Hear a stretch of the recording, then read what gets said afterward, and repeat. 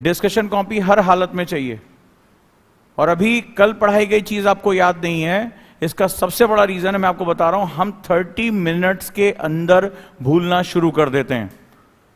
यानी इस क्लास में आप बस से जाते हैं ना हॉस्टल में आपको रिवाइज करते हुए जाना है। रिवाइज करोगे क्या? क्योंकि तुमने सुन के दिमाग में रखा है। तो कल तुम्हें दिखाया था, अपने स्टूडेंट के नोट्स भी दिखाए थे।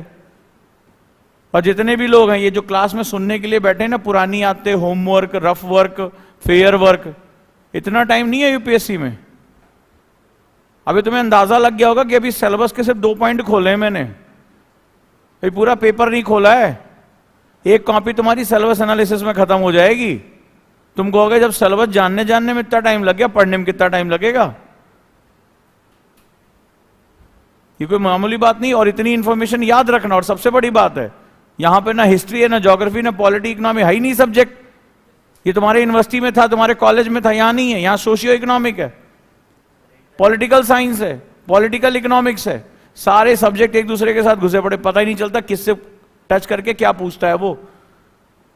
वहां आपको दिमाग को बहुत ज्यादा ब्रशअप करना पड़ेगा। ये बहुत महामंत्र है, इसीलिए कल आपको पढ़ाया था और आप भूल गए इस समय। अगर यही चीज आपने ध्यान से लिखा होता, कोर वैल्यूज क्या होती है, और आपको पहले समझाया था कारण प्रभाव, फिर से लिखो उसको, बार बार बोलूंगा, कारण प्रभाव, कॉज एंड इफेक्ट। यूपीएससी के हर स्टूडेंट को यह चीज सीखनी पड़ेगी, कॉज एंड इफेक्ट बहुत इंपॉर्टेंट होता है। कॉज एंड इफेक्ट लिखो उसको, कारण और प्रभाव, 2 चीजों में आपको यूपीएससी ढूंढना है। अगर कल मैंने आपको बताया कि ये कर्मणा है, तो कर्मणा का कारण क्या था, और अगर था तो उसका प्रभाव होगा। प्रभाव क्या था? लेबर डिवीजन था तुम्हारा। भाई हमारा उसका कारण, हमने क्यों बनाया वो सिस्टम?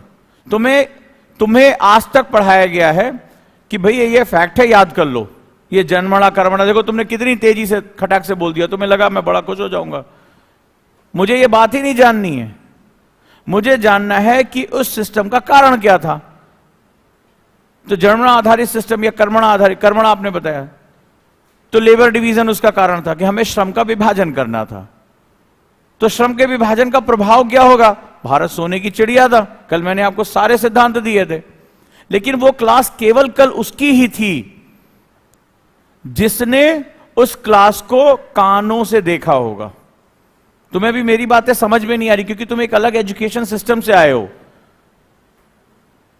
तुम्हें सालों तुम ऐसे किसी क्लास में बैठ के सुनते चले आए हो, और लास्ट में नोट्स, पीडीएफ, ये कल्चर है। यहां ये कल्चर नहीं है, और प्रूव करता जाऊंगा।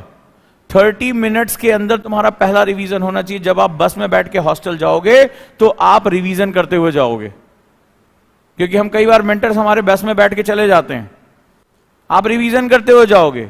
हॉस्टल उतरने से पहले तुम्हारा फर्स्ट रिवीजन हो जाना चाहिए। गुरुकुल है, यह आश्रम व्यवस्था है, यहां के नियमों का पालन करना पड़ेगा, सक्सेस ऐसे नहीं मिलेगी। अंदाजा लगाओ, अभी कल मैंने पढ़ाया था, मात्र 24 घंटे हुआ, तुम्हें याद नहीं है। 1 महीने बाद तुम्हें इसकी खाली कुछ हल्की कुछ बातें याद रहेंगी।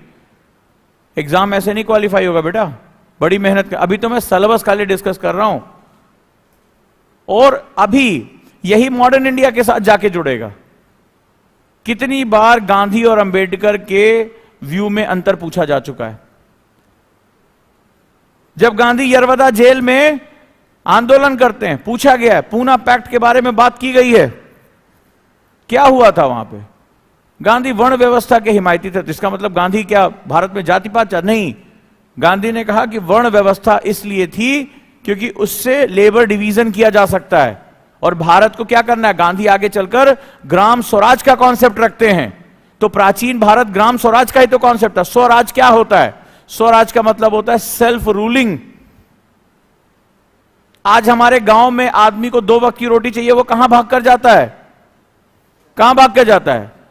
तुम लोग ये क्लास कोचिंग करने के लिए कहां आए हो? एनसीआर में आए हो, नोएडा में आए हो, दिल्ली में आते हो। तो तुम्हें तुम्हारी जरूरत की चीज तुम्हारे गांव में नहीं मिल रही ना। आज गांव के गांव खाली हो गए। मैंने अभी गांधी का एग्जांपल लिया, अब मैं अर्बनाइजेशन का एग्जांपल ले रहा हूं। पलायन, माइग्रेशन तुम्हारे सिलेबस में अभी पढ़ाऊंगा आज। तो तुम पलायन क्यों कर रहे हो? क्या तुम्हें यह सुविधा तुम्हारे गांव में मिल रही है? नहीं मिल रही है। तो नहीं मिल रही है तो कहां जाओगे? शहरों पे भाग के जाओगे। तो शहरों पे भाग के जाओगे तो लिविंग स्टैंडर्ड क्या होगा? डाउन होगा ना। शहरों में भीड़ बढ़ेगी, भीड़ बढ़ेगी तो आज की खबर उठा के आज न्यूज़पेपर किसने पढ़ा कि दिल्ली की हवा अत्यधिक प्रदूषण की श्रेणी में है? पढ़ा? मैं हर चीज लाके प्रूव कर दूंगा। तो कारण प्रभाव है ये पूरा यूपीएससी। अब दिल्ली की हवा प्रदूषित है, आपने AQI इंडेक्स याद कर लिया, यस 300 है, जाके बता रहे दिल्ली पता है तुम्हें कितनी AQI है? वो नहीं पूछेगा AQI 300 है कि 400, वो पूछेगा क्यों, क्यों है? तो तुम कह दोगे सर यहां धुआं बहुत है, तो अच्छा बोलेगा हाँ तुमने अगरबत्तियां जलाई तो धुआं हो गया था। कई बार बच्चे ऐसे बोलते, बोले प्रदूषण बहुत है, तो वो समझ जाते हैं कि ये बिल्कुल अधकचरा ज्ञान है इसके पास। तो अगर प्रदूषण बहुत है तो रीजन क्या है? भाई लोग माइग्रेट करके यहां आ रहे हैं। माइग्रेट क्यों कर रहे हैं? क्योंकि वो पुल फैक्टर है, पुल फैक्टर ज्योग्राफी का क्वेश्चन है। और तुम्हारे गांव क्या है? Push factor. पुश मतलब जहां से तुम धक्का देके भेजो, जहां सुविधा नहीं है, पानी नहीं है, अस्पताल नहीं है।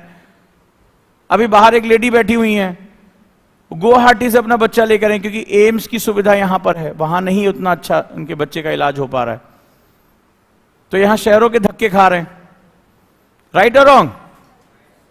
तो जब एक जगह आ जाओगे बाई चॉइस या बाई मजबूरी, तो उस जगह पे दबाव बढ़ जाएगा ना, रिसोर्सेस खत्म होने लगेंगे।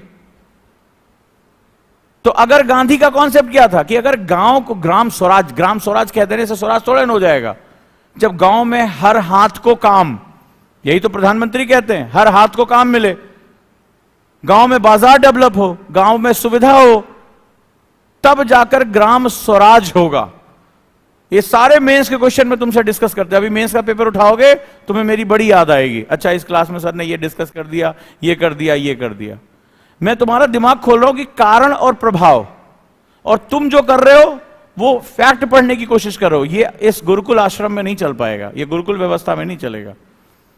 इसीलिए मैं कहता हूं हाथ चलाते रहना है। और आज कहने का अंतिम दिन है,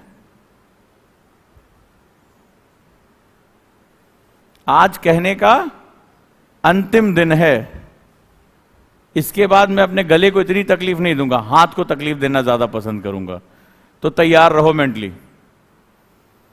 तो आज से लिखना शुरू कर दो प्रॉपर, और फिर तुम कोने में पहुंचे, सेंटर में लिखना है।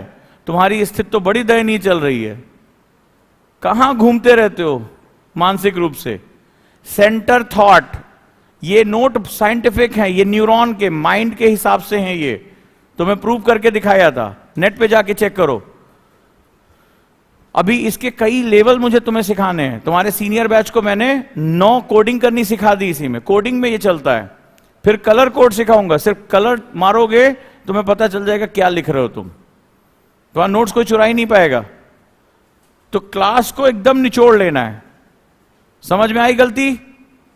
तुम कितने क्वेश्चन मिस कर रहे हो? जाके प्रीवियस ईयर पेपर देखो, यरवदा जेल की बात हुई है, पूना पैक्ट की बात हुई है, अंबेडकर गांधी का तो हर दूसरे साल क्वेश्चन आता है व्यू में डिफरेंस को लेके। अर्बनाइजेशन, पलायन, पुश पुल फैक्टर, मैंने आज कम से कम 7 क्वेश्चन तुमसे डिस्कस कर लिए मेंस के।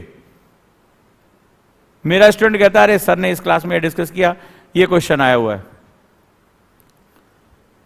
कल तुम लोगों से मैंने निवेदन किया था कि कल मेरी एक बड़ी डिबेट हुई थी इंडिया बनाम भारत पे। किसने किसने देखा वो क्लास? बाकी लोग की आंखों में कौन सी जो है मोतियाबिंद हो रखा है? क्यों नहीं देखा? हाँ मैडम, क्यों नहीं देखा? क्यों नहीं देखा?